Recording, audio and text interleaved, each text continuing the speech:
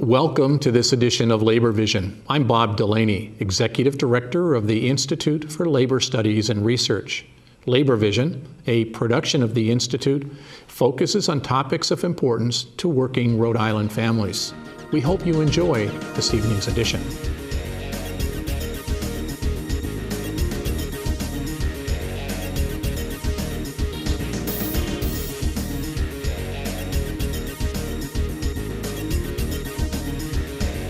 At this time, it gives me great pleasure to introduce Senator Jack Reed.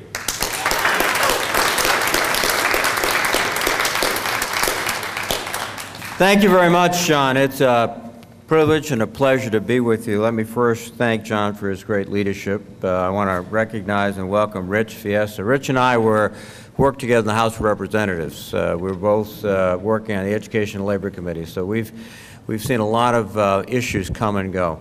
But I'm particularly delighted to also be with George Nee. George is much older than me.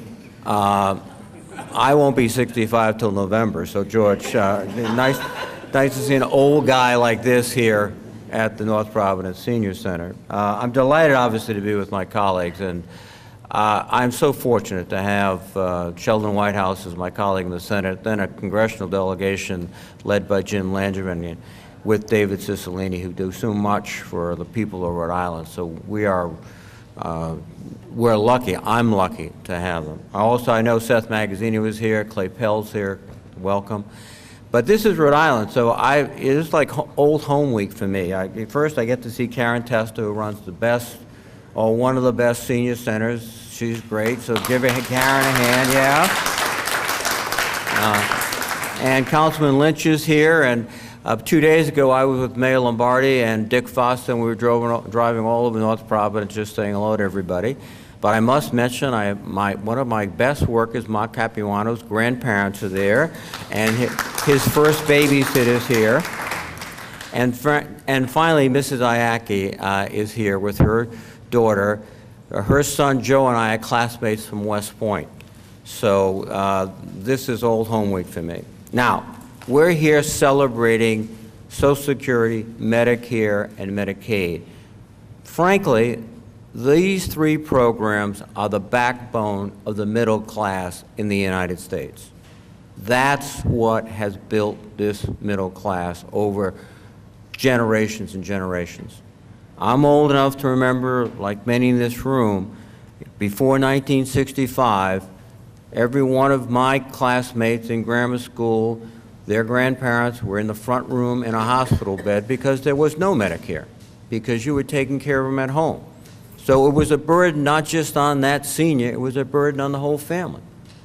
And I'm not old enough to remember before Social Security, but the idea that every month you're going to get a defined benefit that you can plan on and count on is absolutely critical to not only your life, but to the life of your children going forward.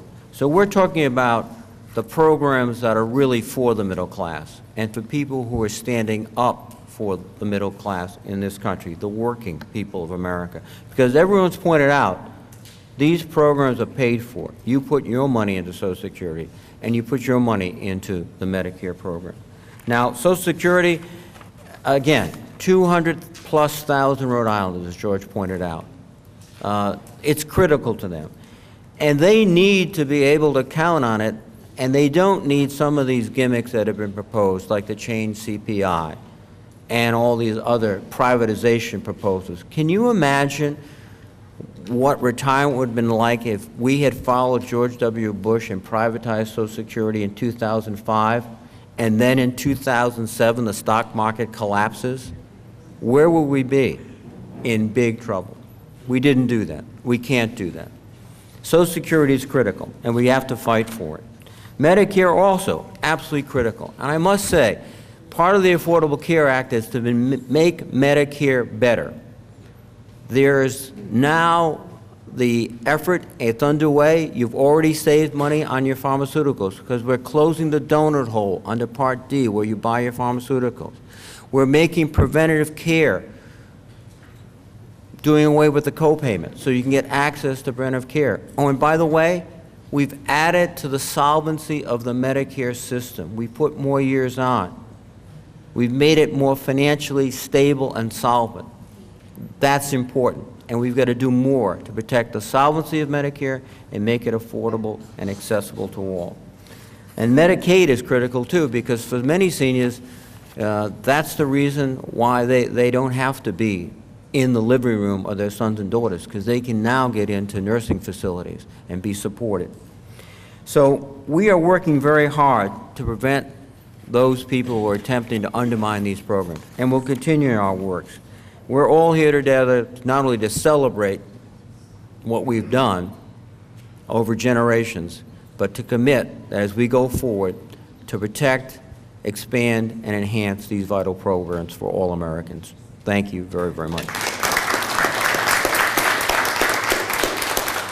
Thank you, Senator. Everybody knows this guy coming up, Senator Whitehouse. Hello, everybody. It is a good news day today. It is good to be with your councilman, John Lynch. It's good to be with the great Rhode Island leader, George Nee. It's great to be here with John Penorio on what is also his birthday.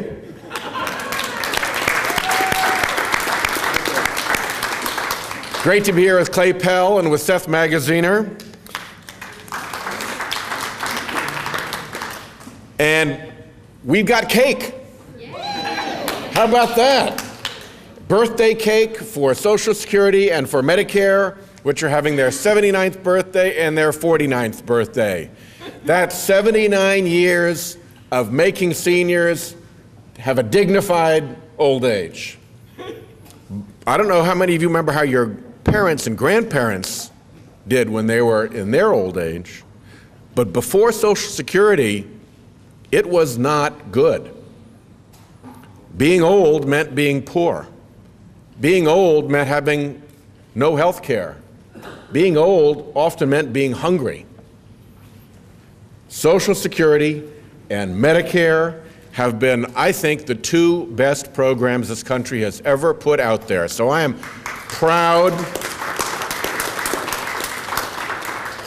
to stand with Jack Reed and with Jim Langevin and David Cicilline as part of the 100% delegation doing all of these things. So let me pass on the microphone to your friend, the great senior member in the delegation of the House of Representatives. Oh, I see our mayor, Mayor Lombardi. Hello, Mayor. Mr. Fossa, how are you? So here, your Congressman, Jim Langevin.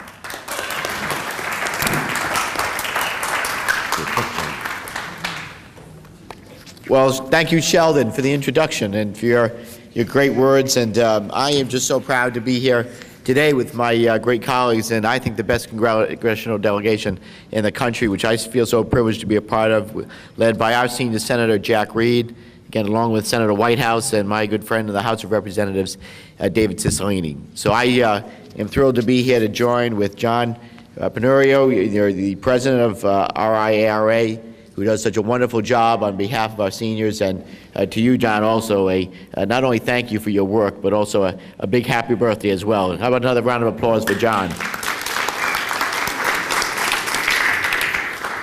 And Rich Testa, I want to just welcome you to Rhode Island today. Thank you for your words, but most importantly, your work on behalf of seniors. It's important, and I'm grateful that we're partnering with you here today on this very momentous occasion. And of course, let me recognize George Nee and thank him for all the work that he does on behalf of working families in Rhode Island. So thank you, George. Well, let me also thank Karen Testa for hosting us here today. Thank you for letting us stop by at this great senior center. And Clay Pell, great to see you. I know Seth Magaziner was here, or is here. And of course, Mayor Lombardi, great to be in North Providence here today. Mayor Lombardi. But this really is a wonderful...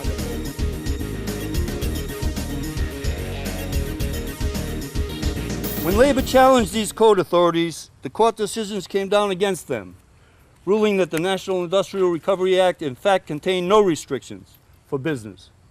This, of course, made the mill owners quite happy, and they certainly felt no obligation to voluntarily abide by any mere suggestions that they could change their ways. The National Industrial Recovery Act was later ruled unconstitutional. The act was a disaster that workers paid a terrible price for believing in so strongly. Workers were sure that this law had finally recognized their right to a voice in their workplace, and they were willing to strike rather than to lose that voice. But they and their leaders were tragically mistaken. The law provided them nothing but false promises.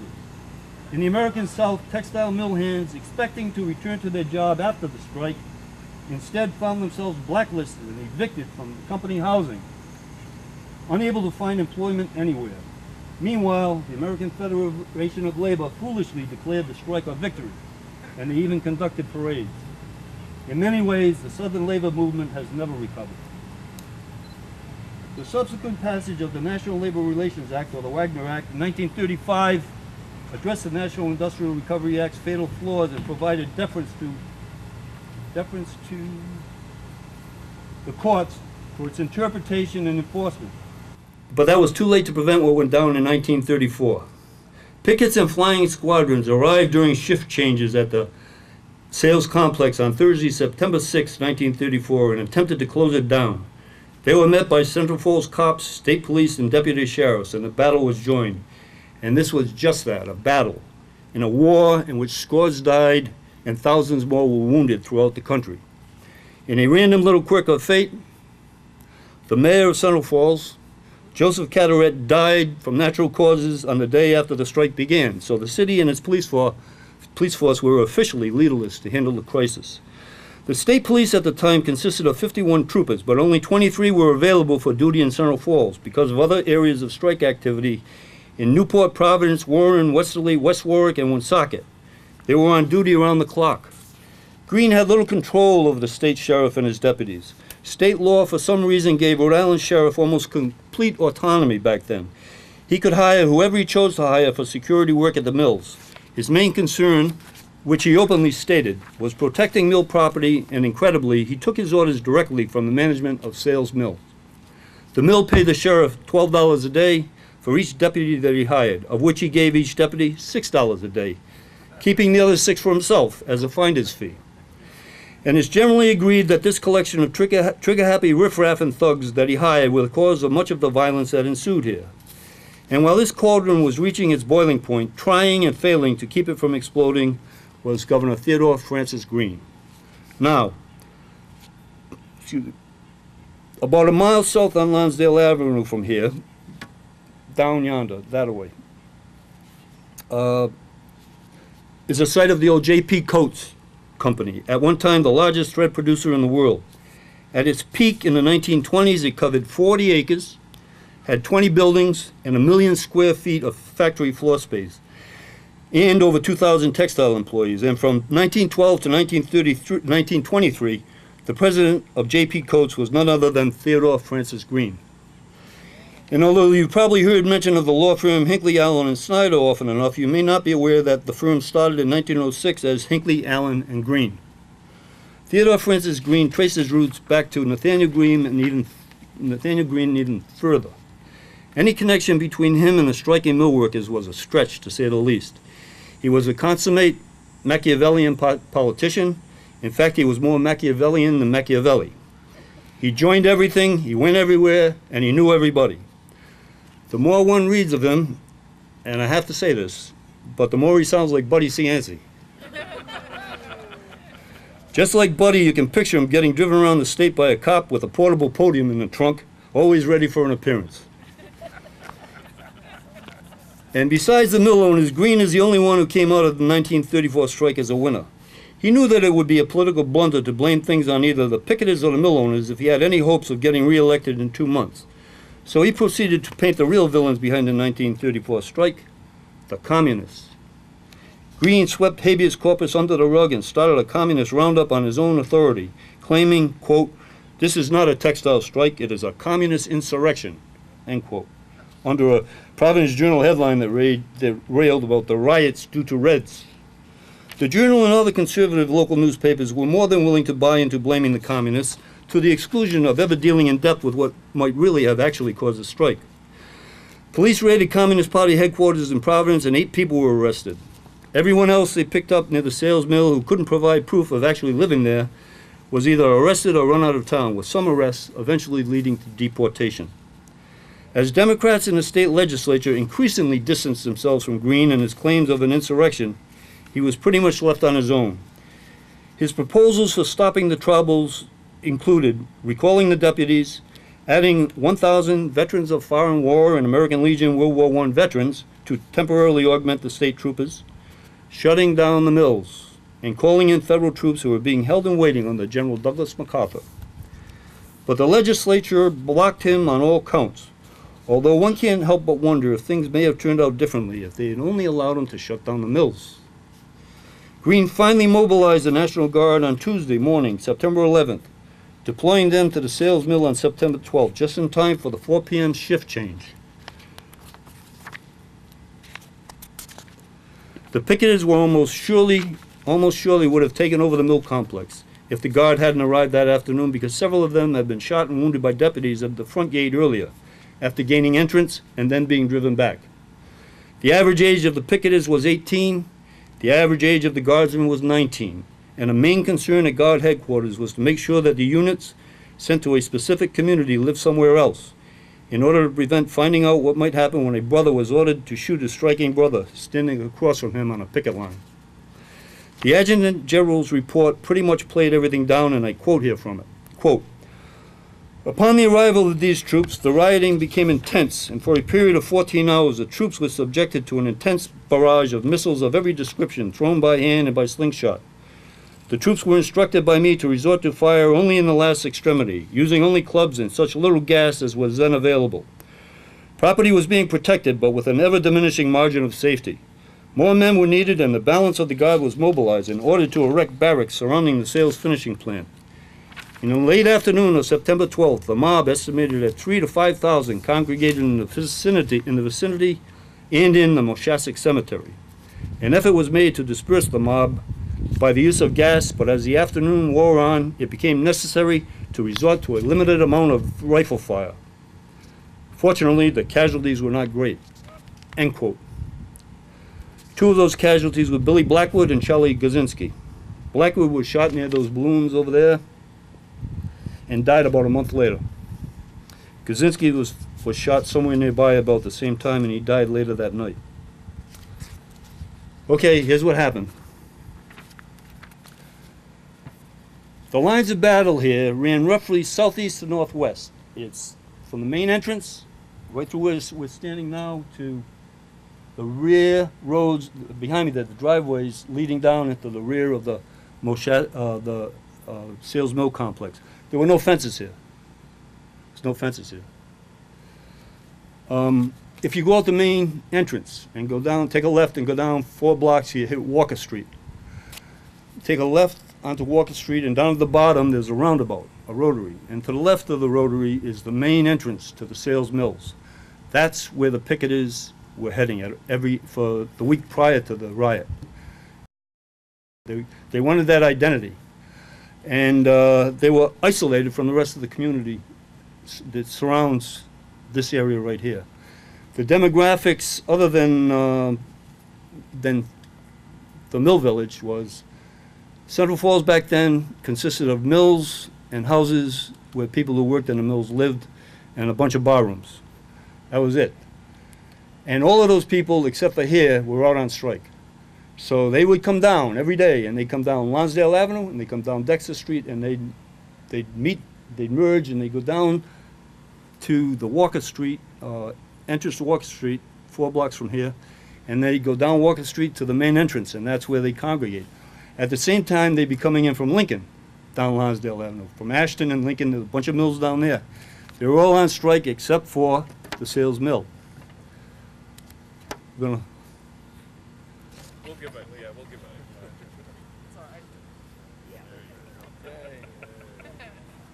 So much for the tech.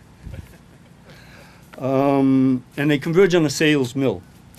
And when I say they converge, we're talking 5 to 10,000 people. You know, that's a big jump, 5 to 10, but that's how many people. So picture it, those small streets, Dexter Street and Lonsdale Avenue, from both sides, waiting for the mill, waiting for that shift change at 4 o'clock. Here they come, you know, and they get here. And earlier on September 11th, they got in. Earlier in the day, they had their daily confrontation at the mill gate. They got in.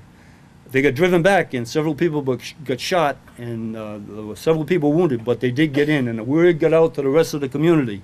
Hey, we got in there today, we got knocked back, but we're going in later on, and they're not knocking us back. We're going to take over this damn mill. So here they come. And the entire community is coming in to take over the mill. This is big time. This was when Greene decides to call in the National Guard. The arrival of the Guard coordinated with the shift change at 4 o'clock. The first thing that the Guard did was they erected barriers in front of Walker Street on both ends, on Smithfield Avenue end and on the Lonsdale Avenue end. So, just like any type of physics, if you force a quantity of anything into a confined space, it's going to be seeking the path of least resistance to get out, and that was what was happening. These people come down from both directions. They couldn't get into Walker Street, so a few of them, like a vanguard, came through here, through the cemetery, right where we are now, went down the driveway without the fence behind us, and went into the rear of the mill. Now, when the deputy sheriffs were there, and the state troopers were there, they knew that was a possibility, so they took care of it. But somebody forgot, I think, of course, there's a lot of conjecture here too, but anyway, the Guard, obviously, to me anyway, wasn't aware of that. So a lead group of strikers got in through the rear. When they were discovered, a group of guardsmen drove them back. They drove them back with rifles with bayonets. They drove them back with tear gas and with truncheons. But when they got up, they drove them back to here. But now, when they got them up here, they weren't looking at what you are now, what you're looking at here now. They're looking at about 5,000 to 10,000 strikers with nowhere else to go. So they've got into full retreat, and they got pushed that way. Now the topography of this area is nice and level right up to this point here. But from this point along that boundary to my right, to your left, it starts to drop off gradually at first and then sharply. And that whole line behind the trees over there is a cliff. The National Guardsmen were in full retreat. You had this mob chasing them, throwing everything they could get their hands on. Several of the Guardsmen were wounded. They got to that cliff, and they had to make a decision. You know, we're going to go over the cliff and what that entails, or else we're going to start shooting. And for good or evil, it was a no-brainer. They started shooting. And now the people up in front, they gave it the old, come on, feet, don't fail me now. They reversed, and they're trying to get the hell out. Meanwhile, the mob is coming in, and it must have been absolute pandemonium. Several people were shot and wounded. If you look 4 rows over there where George is standing, there's in the Jewish section of the cemetery, there's a tombstone with 2 bullet holes in it. If you examine the bullet holes, you see where they came in that side and went out this side. That's where the Guard was. They were shooting this way. And as far as I'm concerned, that tombstone kind of puts the myth to the claim from the Guards that they were shooting over everybody's head. I mean, that's 2 feet in the air, you know. And anyway, after the smoke cleared, they did drive everybody out, and Charlie Gazinski and Billy Blackwood were dead. Okay, in conclusion, what happened to the mills? Some were closed almost immediately, some took years, some took even decades, but they're all gone now. But the textile industry didn't die. Although it may be what the industry would like you to believe, people actually still wear clothes. The industry just moved, abandoning community after community to avoid regulations, safety codes, child labor, and fire prevention mandates, and many other things that should have been included in trade treaties, but weren't. Think Islamabad in 2012, where fire killed hundreds of workers in a textile mill with barred windows and just one open exit. Think Bangladesh in 2013, and the collapse of an 8-story textile mill that was put there without permits and inspections, killing 1,200 and injuring 2,500 more. That's what happened to the textile mills. What happened to the mill owners? Who cares? I think they all died and went to heaven, and they're living in a gated community. What happened to Charlie Gazinski? Charlie was 18 years old when he was shot. He had been working at the Guyan Mills in Valley Falls for 3 years. The mill shut down at the time because of the strike. He died the day following the shooting at Notre Dame Hospital from a perforating bullet wound to his abdomen, injury to his intestines, severe hemorrhage, and shock. His funeral was from his parents' home on High Street in Central Falls.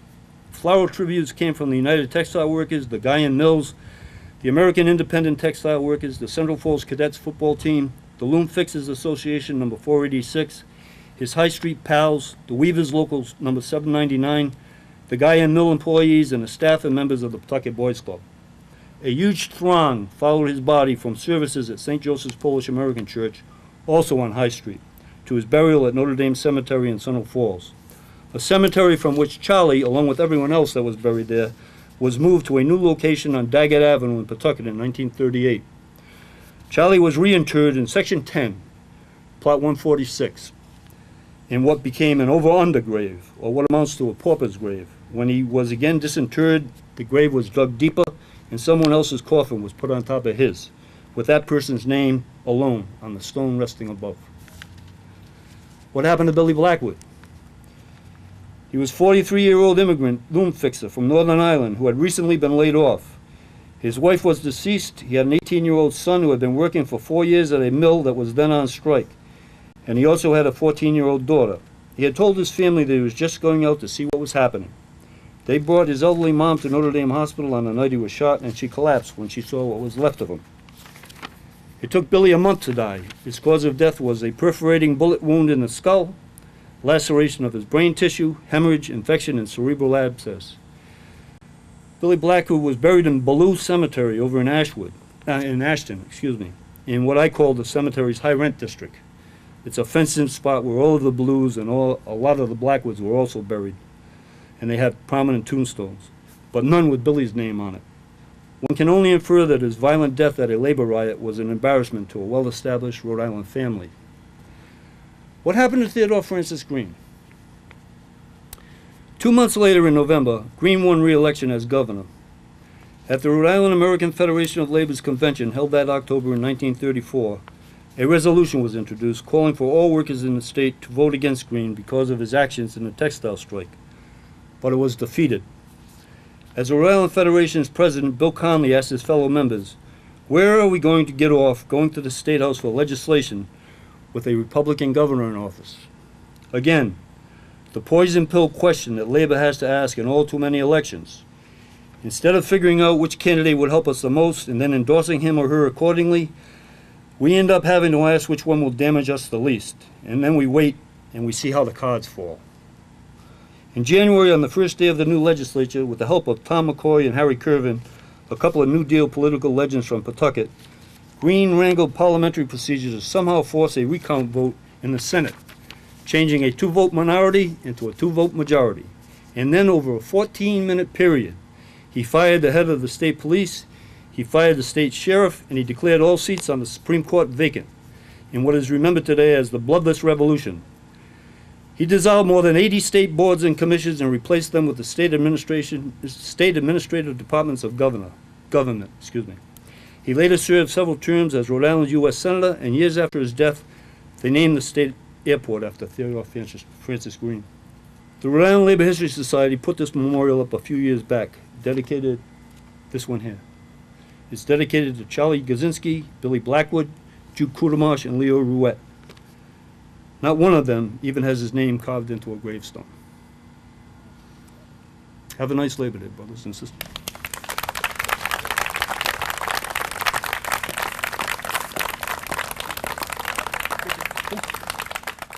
Thank you for joining us for this edition of Labor Vision. We appreciate your input and encourage your comments. Labor Vision can be seen on this channel 3 times each week, Tuesday at 7 p.m., Thursday at 8 p.m., and Saturday at 5 p.m.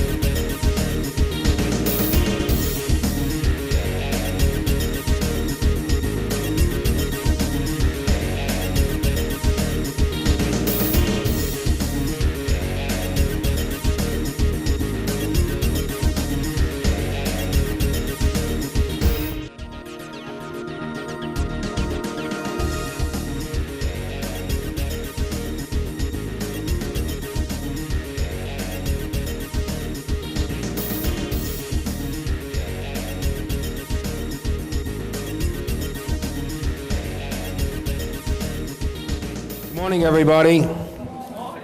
My name is John Penorio. I'm the president of the Rhode Island Alliance for Retired Americans. First of all, I'd like to thank Karen and the Salvatore Mancini Activity and Resource Center for their hospitality in hosting this great event. I'd like to recognize Rich Fiesta, who is the executive director of the Alliance for Retired Americans from Washington, Senator Reed,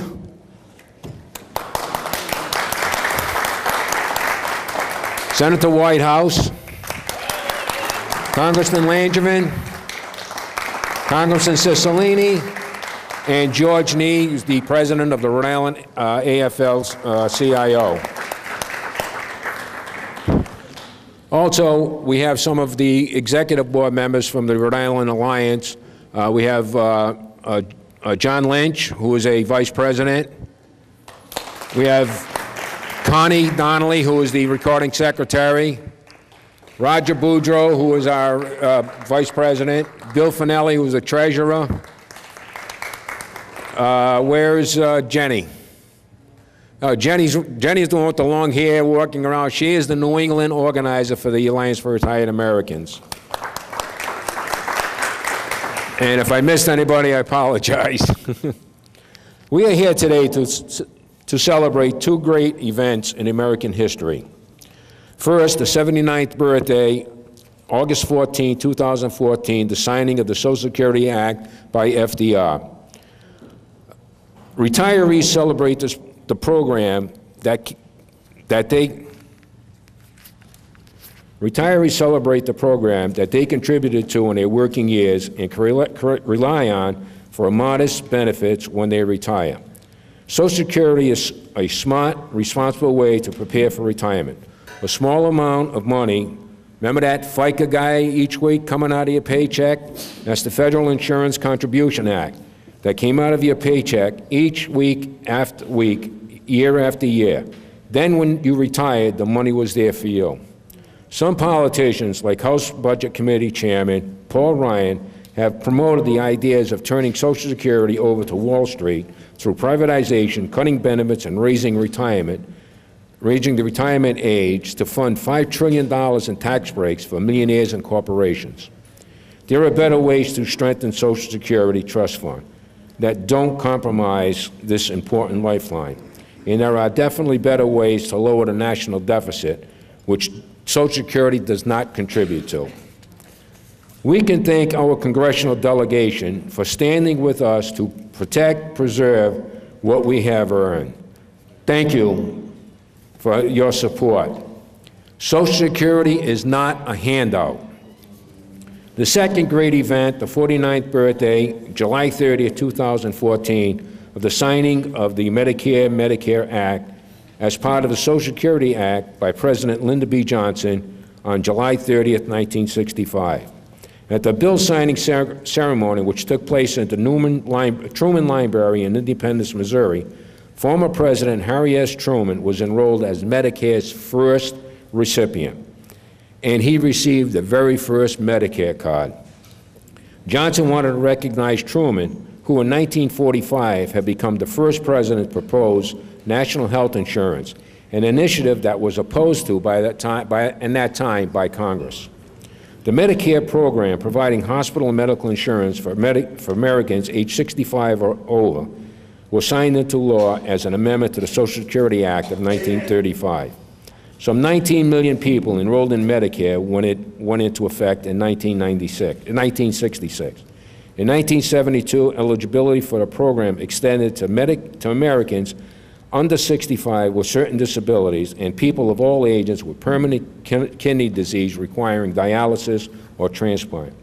Medicare, a state and federally funded program that offers health coverage to certain low-income people, was also signed into law by President Johnson on July 30th, 1965, as an amendment to the Social Security Act. Again, we can thank our congressional members for standing with us to protect, preserve what we have earned. Thank you. We as senior citizens and retirees must fight to protect, preserve, and increase these very important programs now and in the future. Thank you. At this time, I would like to introduce Rich Fiesta, the Executive Director for the Alliance for Retired Americans. Rich.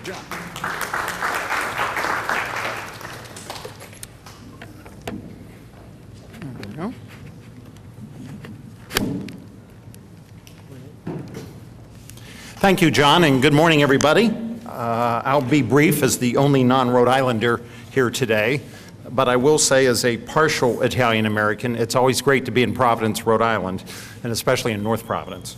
The food looks good, too. As John mentioned, we're here to celebrate two great programs that have kept millions of seniors, and actually through history, tens of millions of seniors out of poverty and in some of the best health possible through the 79th anniversary this year in August of Social Security, and last month in July, the 49th anniversary of Medicare. So we at the Alliance for Retired Americans are getting ready to have two big celebrations in 2015, the Golden Jubilee, the Golden Anniversary of Medicare next July, and then the 80th birthday of Social Security next August. And you cannot think of two better programs that have been created of, by, and for the people than these two programs, because these are our programs. We contribute to them. For Social Security, it's our contributions, as John mentioned, through work, and our employers' contributions that go into the Social Security Trust Fund for those guaranteed benefits that we expect upon retirement. It's our money that we put in, our employers put in. It goes into the Social Security Trust Fund. The employees at the Social Security Administration, they have a great table and a representative here today. They're paid out of the Social Security Trust Fund with our money.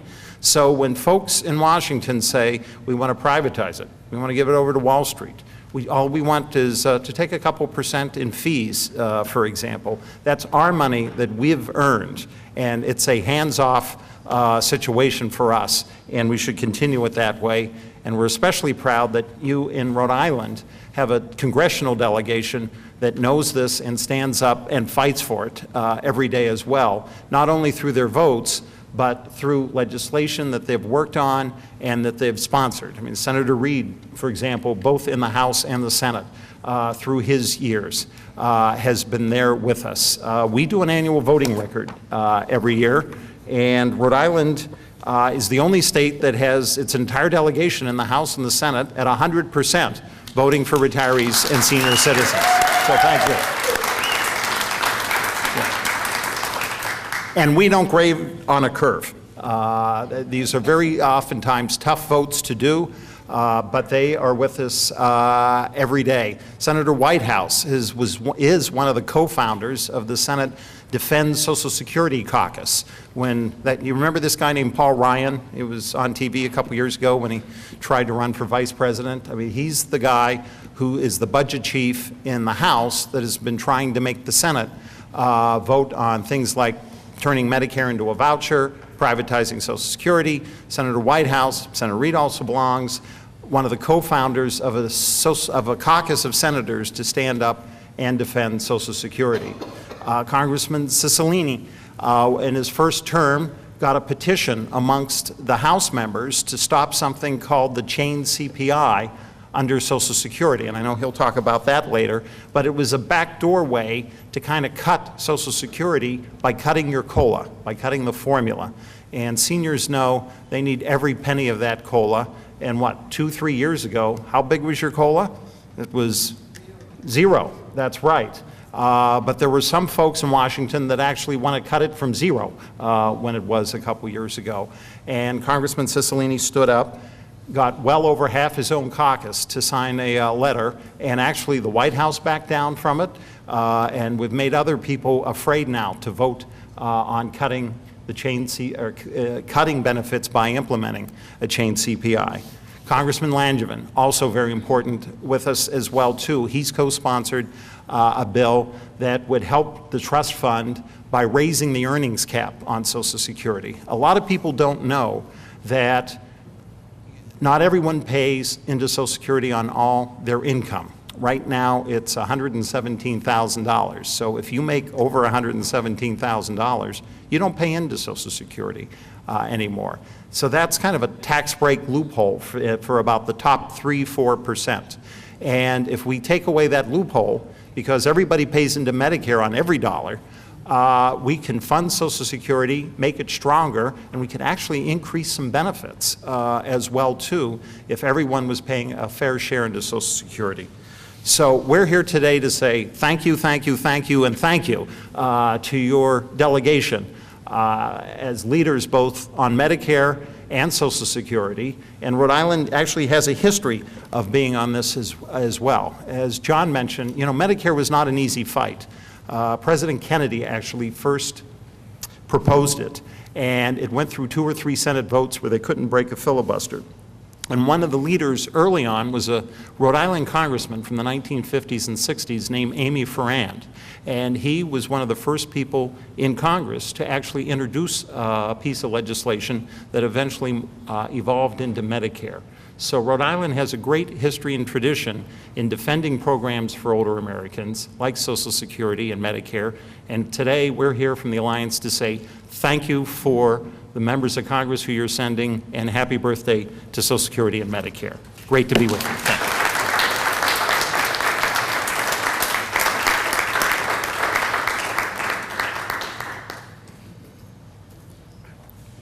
you. Thank you, John. It's really an honor and a pleasure to be here, and I want to thank you for the tremendous leadership that you've shown pulling together all of the union retiree organizations under the umbrella of the ARA. John sits on the executive board of the Rhode Island AFL-CIO in that capacity and has been tireless in his efforts. I want to do a few facts before I should do a disclosure.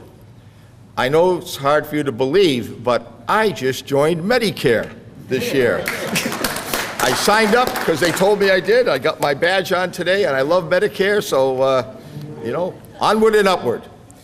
But I want to put this in some perspective. In Rhode Island, 219,000 people are collecting Social Security. $248 million a month are going into the Rhode Island economy from the people collecting Social Security in Rhode Island. SSI, 32,000 people, $16 million a month, and Medicare, 188,000 people, $1.8 billion into the Rhode Island economy. I'll put that in some perspective. We are hopefully coming out of a very difficult economic time. And I would argue that the difference between a full depression, which we could have had, and just some tough economic times that are getting better, is partly responsible or largely responsible to the fact that that kind of money and people have that kind of economic support to put back into the economy and support themselves as a result of both Social Security, SSI, and Medicare. We would have had, in my opinion, a full depression like we did in the 30s if these programs didn't exist.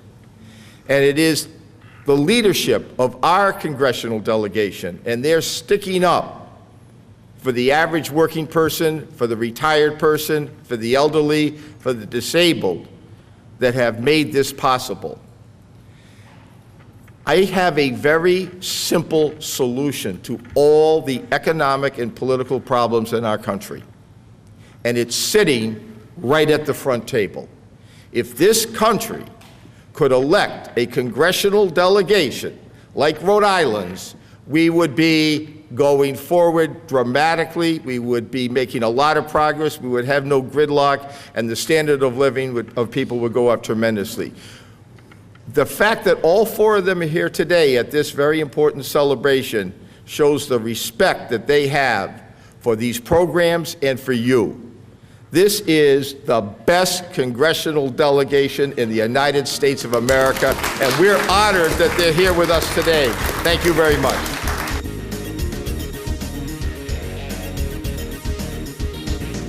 My name is Jim Parisi. I'm a field rep with the Rhode Island Federation of Teachers and Health Professionals, and I'm vice president of the Rhode Island Labor History Society.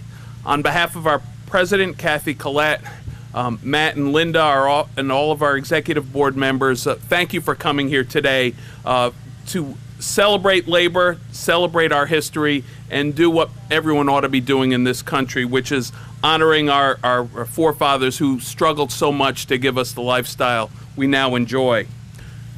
The Labor History Society has come here for several years now. This is an important spot where we recognize some past struggles going on as it relates to improving the lives and the working conditions of working people.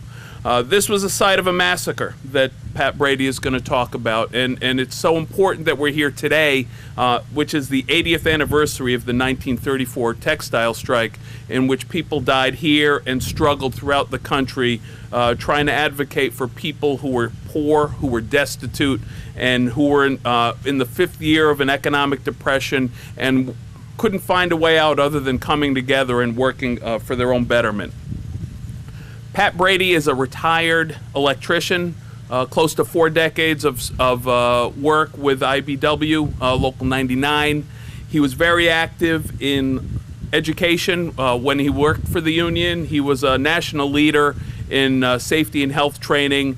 And more important than all of that, he's maintained his activism with our society. He's maintained his interest in labor history. He gives of his own time promoting labor history. Most importantly for us, every year when the Rhode Island History Day has a judged competition of secondary students, Pat goes out, takes a look at what student projects are going on, identifies the ones related to labor history, and then cuts all those kids a $100 check in recognition of their work. Thank you for that. Last year, Pat was prepared to give this talk, and we had to cancel because of inclement weather. A few of us came here anyhow. We got a little bit of a preview, and we're pleased to have Pat here today. And before I go on, I just want to recognize. I'm so pleased, and we're also pleased to have our congressman from this area, David Cicilline, joining us today. And as we stand in Central Falls, thank you, Mayor Jim Diosa, for joining us this morning. And we have a candidate. There's always a candidate a week or so before a primary. Seth Magaziner, thank you for joining us this morning. With that, Pat Brady.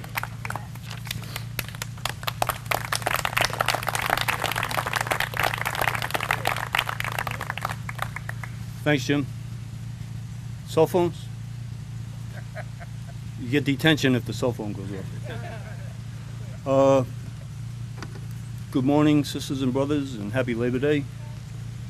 Before I get started on my talk, I'd like to mention the fact that we have 4 places along this road with balloons, black balloons next to them, and they represent spots in the graveyard that were in the newspapers back in 1934, where we were able to use the gravestones as identifying markers of actions during the riot.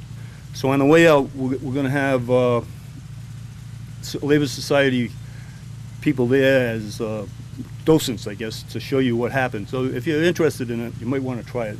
There's 4 of them right along down the road to the very end. The last one's right on the corner.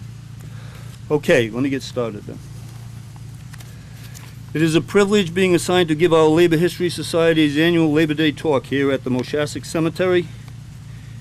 And the nicest part is that the society lets its speakers pretty much decide what they wish to say and how they want to say it. And I always did go for that hands-off managerial style. That being the case, we decided to take you all back to that September in 1934.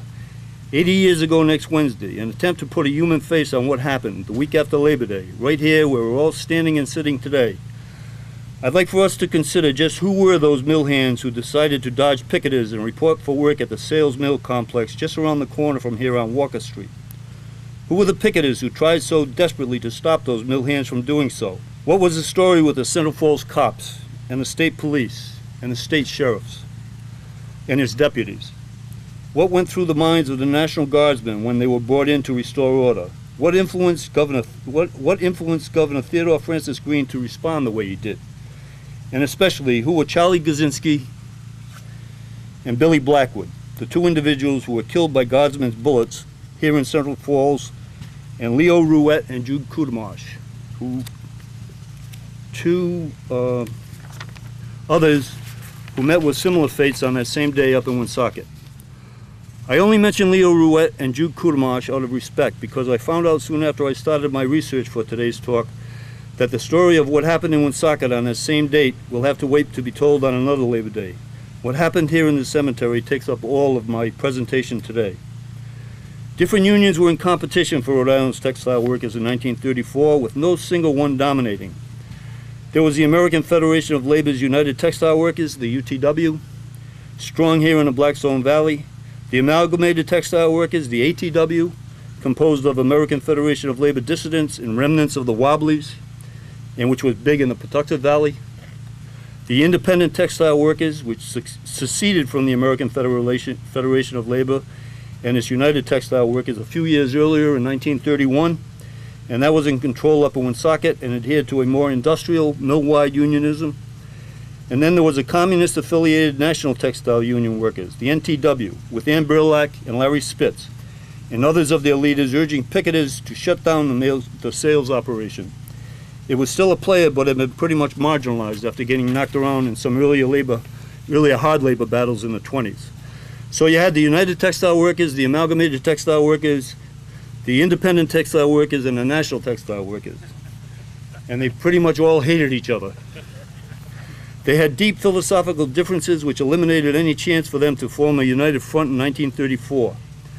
The United Textile Workers strike leader even went on record as advising his members, quote, not to tolerate or have anything to do with the communists who have invaded the Blackstone Valley area, end quote. Although a majority of Rhode Island's textile mills were unionized in 1934, this sales finishing complex among the largest textile plants in the state was never successfully organized. It was established in 1847 by William Sales, who built an entire village around his 30-acre facility for his workers to live in. Early on, the company set up a paternal system of sales workers clubs and sales discussion groups. A sales team played against other mill workers in the Pawtucket and District Manufacturers Baseball League. There was a sales men's club, a sales men's bowling league, a sales women's bowling league, a sales music society featuring a sales band and a sales chorus, a sales fire station, a sales library, a sales newspaper, a sales school, a sales church, a sales post office, and the village even had its own sales Boy Scout troop. It employed a workforce of 3,000 during its heyday in the 1920s, which was made up mostly of workers with English, Scotch, and Northern Irish backgrounds, who were being paid at wage rates that were among the best in the state. These sales workers were content with their lot, they were loyal to their will, and had no disposition whatsoever to join forces with the strikers. Sales ownership, needless to say, was fiercely anti-union and had no intention of having its operations shut down or being forced to bargain with the union. All of these factors made halting production here at Sales the main focus of strike leaders. As those of us who have been out on strike and have walked picket lines over the years know, and I see more than a few of the usual suspects as I look out here, the purpose of any strike is to shut down business until you can get a working agreement. You have to keep the employees from reporting to work, and as many of us have learned, and often the hard way, if you can't do that, your chances of winning are slim. The common disgust that the industry barons have always had for bargaining collectively with their workers, something that they all seem to share, stands in contrast to their fondness for belonging to business combinations that enhance their own causes, what we can call unions against unions, if you will. And in 1934, every aspect of textile work was guided by principles, or the lack thereof, that emanated from the likes of the Cotton Textile Institute, the Cotton Textile Industry Committee, the National Association of Cotton Manufacturers, the American Cotton Manufacturing Association, the National Association of Wool Manufacturers, the Silk Manufacturing Association, the Wool Institute, the Silk Association of America, and so on. Groups whose collective power cannot be overstated. Leading up to the troubles here, there was a huge oversupply of inventories after World War I, and the industry associations chose to squeeze their workers as much as they possibly could in order to address the problem. As bad as things were in the late 20s, and they were very bad, They only got much, much worse when the Depression kicked in, with the business groups transferring new miseries onto the backs of their workers. Their main weapon was a stretch-out, which involved increasing the number of looms assigned to each textile worker. The companies also engaged in limiting breaks, paying piece rates, and hiring more bosses to keep factory hands from slowing down or talking even. The mills adopted scientific management processes, introduced company union, blacklisted, hired well-placed rats and workforce spies, and they introduced the Mohawk Valley formula, a strategy for controlling the news of the strike while coordinating public sentiment against the strikers. Are there any brothers and sisters here from the Providence Journal? Gee. I was going to have them pay attention. I was going to have them pay attention to the rest of this. Rather than reporting the general complaints of 376,000 strikers up and down the East Coast, the Journal portrayed management as good Samaritans, just trying to help their devoted workers avoid the evil teachings of organized labor. Worker unrest, much of it directed specifically at the stretch-outs, was already responsible for violent job actions throughout the East in the 1920s and the early 30s. And the general strike called in September of 1934 by the American Federation of Labor's United Textile Workers for its locals in 208 cities, towns, and mill villages was aimed at shutting down the entire United States textile industry. The strike lasted 22 days, and at its peak, over 400,000 mill hands in New England, the Middle Atlantic, and the South were caught up in it from Maine to Alabama. A new weapon was successfully introduced, the flying squadron, which featured fleets of cars and trucks that would race from mill to mill, closing one down while urging workers to join with them as they drove on to shut down the next. But what made them think that a general strike could succeed in 1934 when all earlier post-war efforts had failed? The impetus came from the misguided faith that workers and union leaders had in Franklin Delano Roosevelt's New Deal National Industrial Recovery Act. They believed that it allowed them a voice in determining their wages, hours, and working conditions through union recognition, as a trade-off for allowing employers temporary waivers from antitrust prosecutions. But not only did the National Recovery Administration, the NRA, which was the heart of the National Industrial Recovery Act, provide no floor for workers' wages, no ceiling for their hours, it also set up industry regulatory agencies, the Cotton Coat Authority, the Silk Coat Authority, and the Woolen Coat Authority, which were controlled by business to the complete exclusion of labor, and with totalitarian power to settle all National Recovery Administration disputes as they saw fit. Thank you for joining us for this edition of Labor Vision. We appreciate your input and encourage your comments. Labor Vision can be seen on this channel 3 times each week: Tuesday at 7 p.m., Thursday at 8 p.m., and Saturday at 5 p.m.